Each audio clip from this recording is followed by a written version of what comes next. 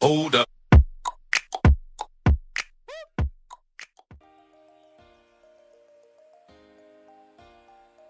Бид өдөр бүр олон төрлийн ажил гүйцэтгэдэг бөгөөд өргөлтийн ажиллагаа нь ажлын талбай бүрт ажиглагддаг хамгийн эмзэг чухал ажиллагаануудын нэг юм. Эдгээр үйл ажиллагаа нь өндөр эрсдэлтэй байдаг тул мэдлэг ухамсар дутмаг байдлаас болж олон осол зөрчил бүртгэгдэж байсан.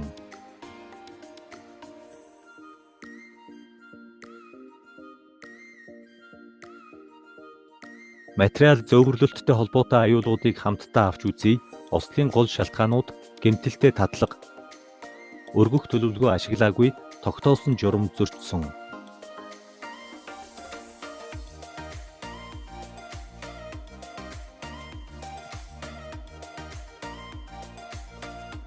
Эрсдлийн буруу үнэлгээ, чадваргүй баг ажилчид зориулалтын бус тухайбал ачигч өргөгч төхөөрөмжийг өргөлтийн төхөөрөмж болгон ашигласан.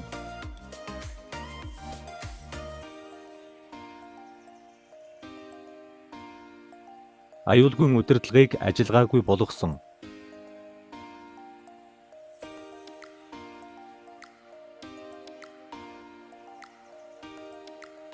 Хүмүүс аюулын бүсэд буюу өргөлтийн бүсэд байсан.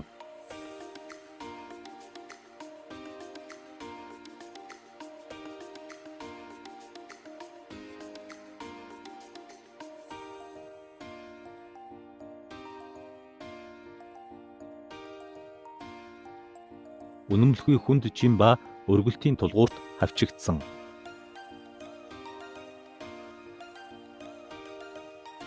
Эвдэрхий багаж тоног хэрэгсэл ашигласан.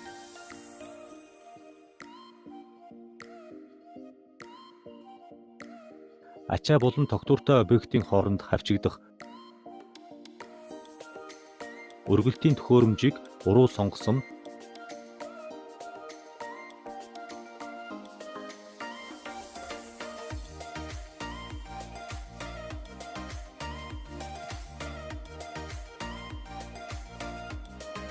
Төхөөрөмжийн дааз хэтрүүлсэн.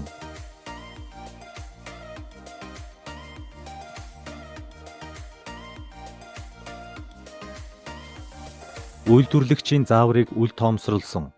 Диаграмыг ачаалах тооцооллыг ашиглаагүй, тохиоллыг анхаараагүй.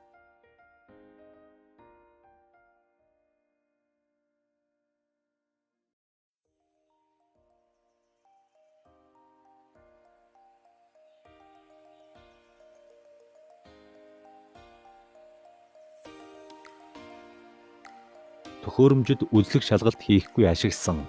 Үйлдвэрлэгчийн засвар үйлчилгээний зааврыг дагаагүй. Жолооч болон оператор нь мэргэшээгүй. Өргөлтийн төхөөрөмж нь цахилгааны утсанд хүрсэн.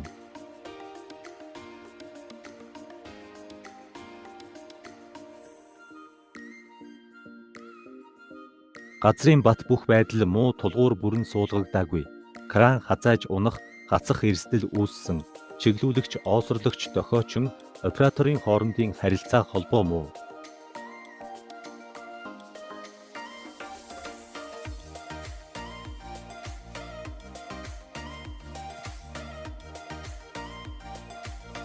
Хит хүйтэн хүчтэй салхи бороо зэрэг нөхцөлд төхөөрөмж ашигласан.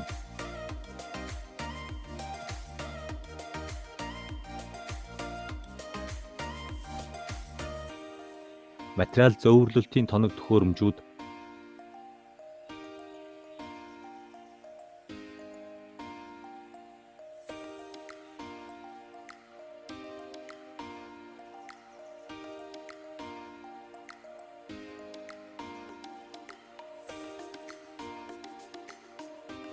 нэг өргөлтийн багаж хэрэгслүүд.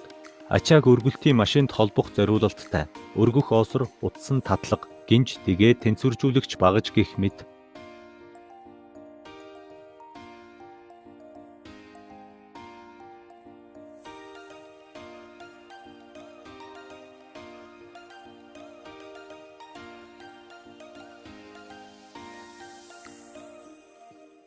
Цамхагт кран, автокран, гинжит, сэрэт өргөгч гэх мэт.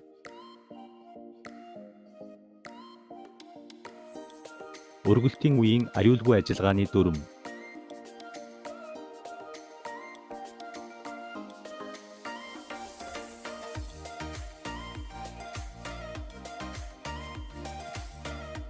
Ачаа ачих буулгах үед мөрдөх 10 зүйлт жигсаалт нэг төхөөрөмж бүр шалгалтын шошготой дац тодорхой байх. 2. Аюулгүй ажлын дац бүхий дэгээ шагл ашиглах. 3. Шалгалтыг мэргэжсэн хүн хийсэн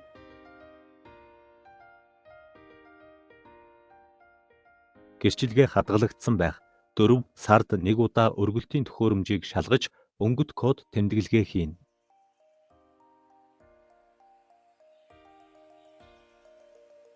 5. Бүх өргөлт нь урьдчилан төлөвлөгдсөн мэргэжсэн хяналтанд дор явагдана.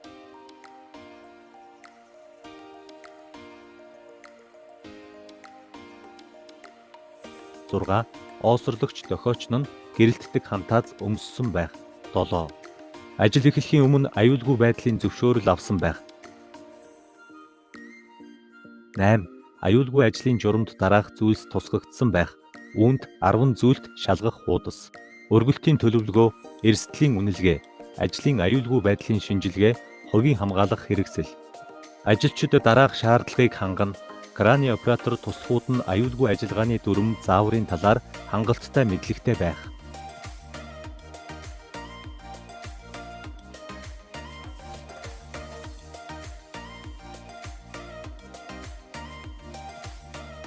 Мэргэжсэн баталгаажсан оператор оосрлогч дохиочнтой байх.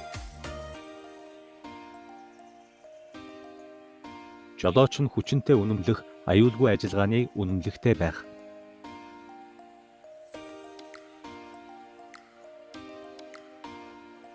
Ажил эхлэхийн өмнө гүйцэтгэх ажлын талаар мэдээлэл солилцож ойлголцсон байна.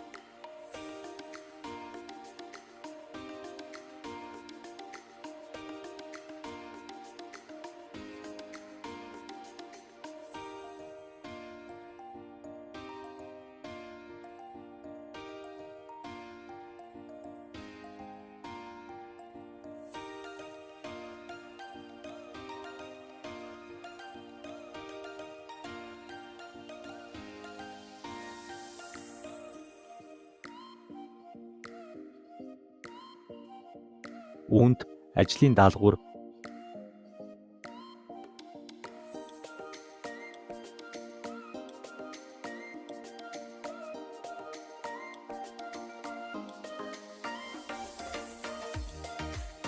эрсдлүүдийн танилцуулга,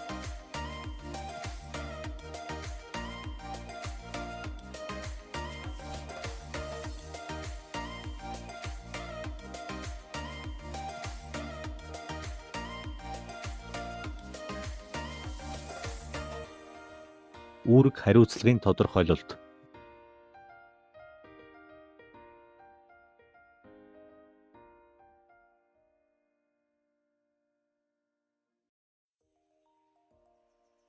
Ажлын аргачлал, эрсдлийн үнэлгээ ба хяналт, динамик үнэлгээ газар дээр өөрчлөлт орвол өргөлтийн төлөвлөгөө.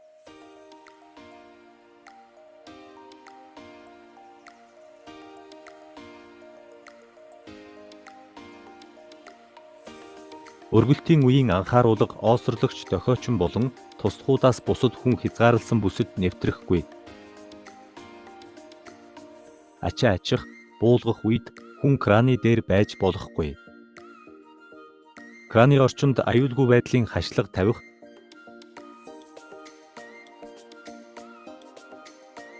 газар тэгш бат бөх байх,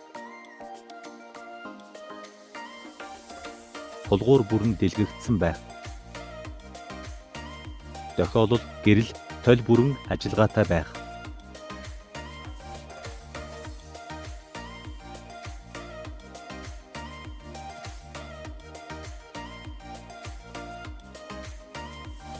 Ухмлын ойролцоо байрлуулах бол тулгуурын суурь нь 3 дахин хол байх.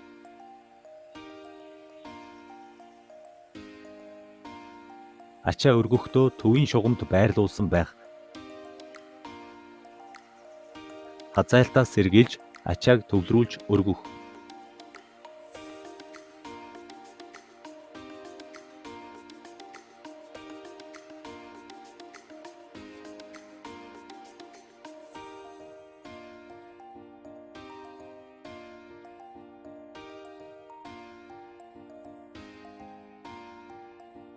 Өргөлтийн өнцөг хэд том байвал татлага хэд ачаалалтай болно.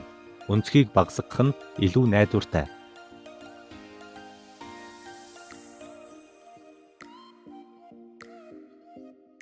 Ачаа чиглүүлэгч олсоор тогтоож эргэлт цохилт хийхээс сэргийлэх. Хүчтэй салхи, манан, бороо гэх мэт нөхцөлд төхөөрөмж ашиглахгүй байх.